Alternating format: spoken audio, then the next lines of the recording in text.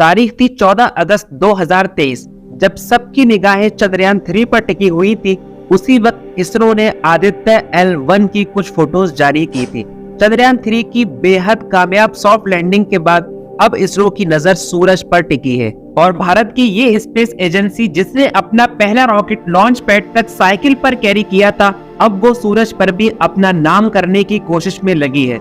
ये इसरो का पहला सोलर मिशन है और अब तक का सबसे मुश्किल और खतरनाक मिशन भी।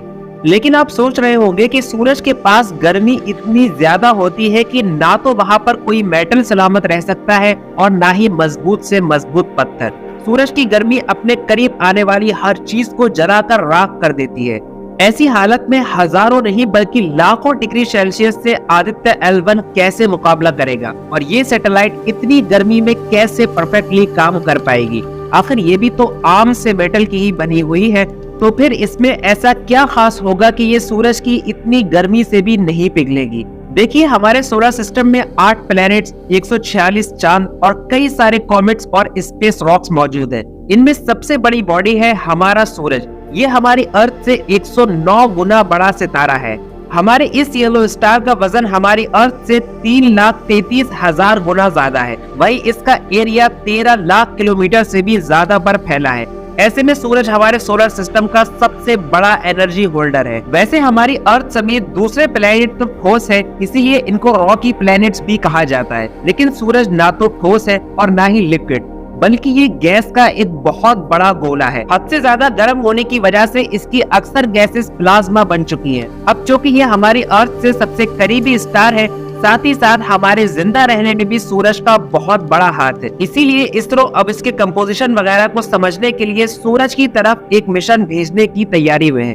इसरो के चेयरमैन एस सोमनाथ ने कहा है कि चांद के साउथ पोल पर चंद्रयान 3 की सॉफ्ट लैंडिंग के बाद अब इसरो का अगला मिशन आदित्य L1 है। इस मिशन की सारी तैयारियां पूरी हो चुकी है और UR Rao satellite centre Bangalore से इसको पूरी तरीके से बना के श्रीहरिकोटा के सतीश धवन स्पेस सेंटर में भी भेज दिया गया है, जहां इस सैटेलाइट को रॉकेट वगैरह में फिट करने का काम चल रहा है। 2 सितंबर 2023 को ये मिशन उसी स्पेस सेंटर से लॉन्च किया जाएगा, जहां से 2008 में चंद्रयान 1, 2014 में मंगलयान और 2023 में चंद्रयान 3 लॉन्च किया गया था। लॉन्च होने के बाद इसे अर्थ से 15 लाख किलोमीटर दूर इस जगह पर प्लेस किया जाएगा। स्पेस पे मौजूद इस जगह को लैग्रेंज पॉइंट 1 कहते हैं। लेकिन सवाल ये है कि इसी जगह क्यों? असल में लैग्रेंज पॉइंट 1 या L1 हमारी जमीन और सूरज के बीच एक पार्किंग एरिया की तरह है। ये एक ऐसी जगह है जहां जमीन और सूरज दोनों की फोर्सेस बिल्कुल बराबर हो जाती है। ऐसे में अगर किसी स्पेसक्राफ्ट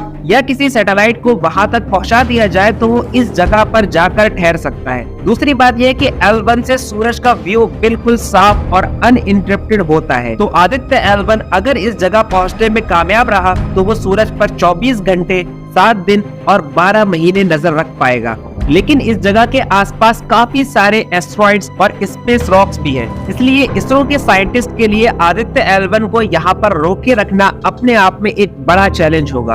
अब सवाल ये है कि मार्स और चांद का तो समझ में आता है, वहाँ इंसान घर बनाने की फिराक में है, लेकिन सूरज से हमें क्या हासिल होगा? हम वहाँ पर मिशन क्यों भेज रहे हैं? वहाँ तो हम रहने का सोच भी नहीं सकते। तो देखिए, साइंटिस्ट ने सूरज के बारे में बड़ी अहम चीज नोटिस की है और वो है सूरज का वायलेंट और स्टॉर्मी नेचर। सूरज अपने चारों तरफ हद से ज्यादा पावरफुल इलेक्ट्रोमैग्नेटिक रेडिएशन फेंक रहा है।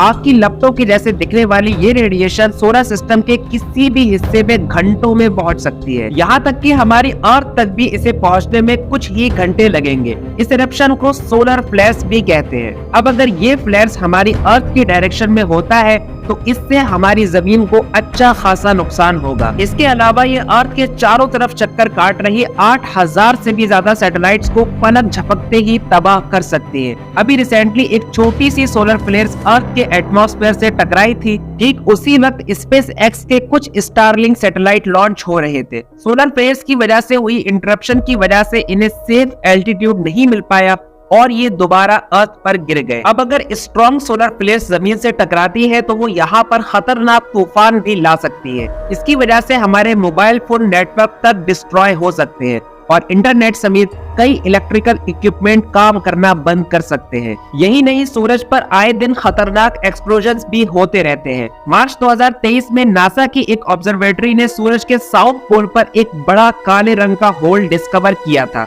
ये होल हमारे अर्थ से भी 20 गुना ज्यादा बड़ा है। हालांकि ये सूरज का सबसे ठंडा एरिया है, लेकिन इस पर चलने वाली हवाओं की speed 18 lakh kilometre per hour तक है। अगर ये हवाएं हमारी अर्थ से टकराती है तो आपका रेडियो सिग्नल और आपके फोन में लगा जीपीएस भी कुछ देर तक के लिए काम करना बंद कर देगा। अब ऐसे में हमारा एक सैटेलाइट सूरज के करीब होना चाहिए जो हमें इस तरह के किसी भी इंसिडेंट के बारे में पहले से ही इन्फॉर्म कर सके। आदित्य L1 उसी इन्फॉर्मर का काम करेगा। इसमें 1500 किलोमीटर वजनी और बहुत पावरफुल टेलीस्कोप भी लगाया गया है जो सूरज के बिहेवियर पर 24 घंटे नजर रखेगा। इसके अलावा आदित्य L1 का एक और मकसद है, वो है सूरज के सरफेस और उसके एनवायरनमेंट वगैरह की स्टडी करना। आदित्य L1 हमें सूरज के बारे में उन सवालों के जवाब दे सकता है जो सैकड़ों सालों से साइंटिस्ट नहीं दे पाए हैं। जैसे सूरज की अपर लेयर, जिसे हम कोरोना कहते हैं, उसका टेम्परेचर 10 लाख सेल्सियस तक है, जबकि इसका लोअर लेयर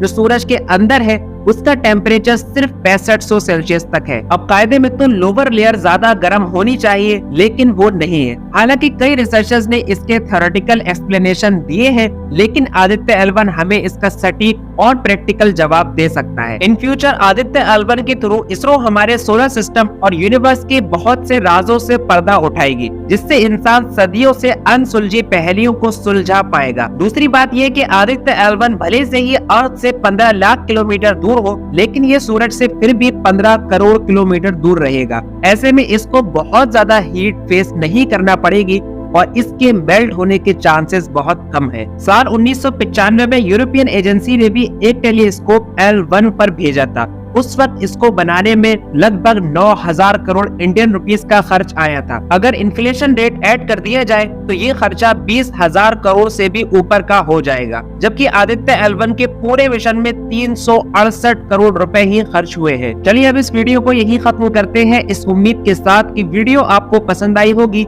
आप देख रहे हैं इनलाइटेन लड़का, uncover the past, explore the present and dive into future.